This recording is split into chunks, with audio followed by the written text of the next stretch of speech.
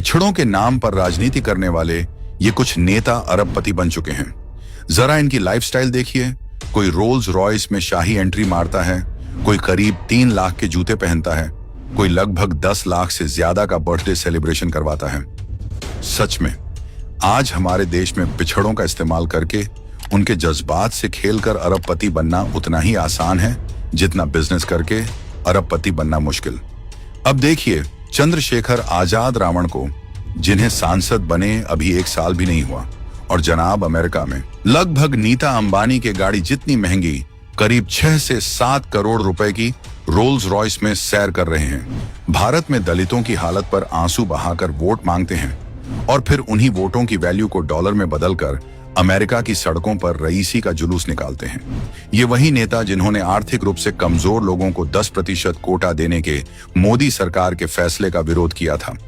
फिर आते हैं आम आदमी क्रांति वाले केजरीवाल, जो कभी मफलर लपेटकर बोले थे, मैं तो आम आदमी हूं। आम आदमी पार्टी के युवा विंग से जो जुड़ेगा उसको सिंपल और साधारण शादी करनी पड़ेगी। अब वही आदमी अपनी बेटी की शादी की रस्में 5 स्टार होटल शांघरी में करवाया, जहां एक कमरे का किराया लगभग 16,000 से शुरू होता है। इससे पहले 45 करोड़ का शीश महल बनवाया। सत्ता गई तो पंजाबियों के पैसों पर Z+ सिक्योरिटी के साथ महंगी महंगी गाड़ियों के काफिले लेकर घूमते हैं। इस लिस्ट में आजादी से पहले से भी शानो शौकत वाली जिंदगी जीने वाले परिवार के शहजादे भी पिछड़ों वाली राजनीति करते हैं। राहुल गांधी कहते हैं 52 साल हो गए, मेरे पास घर नहीं है, लेकिन बर्बरी की 60,000 की जैकेट, 41,000 की टी शर्ट और 3 लाख के स्नीकर्स पहनकर घूमते हैं। हर महीने विदेशी ट्रिप और महंगाई की पदयात्रा भी 41,000 की टी शर्ट पहनकर निकालते हैं। समाजवादी पार्टी भी पीडीए कहकर अब संपन्नवादी पार्टी बन चुकी है।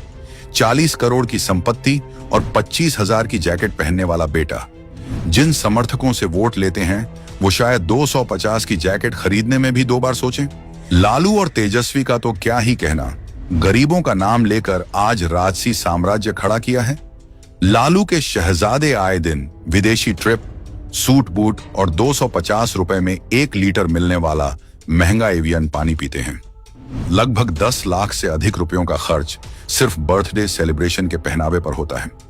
गरीबों और अल्पसंख्यकों के नाम की राजनीति करने वाले ये सारे नेता उनके लिए भले ही कुछ न किया हो, लेकिन खुद का घर भरने में कोई कसर नहीं छोड़ी।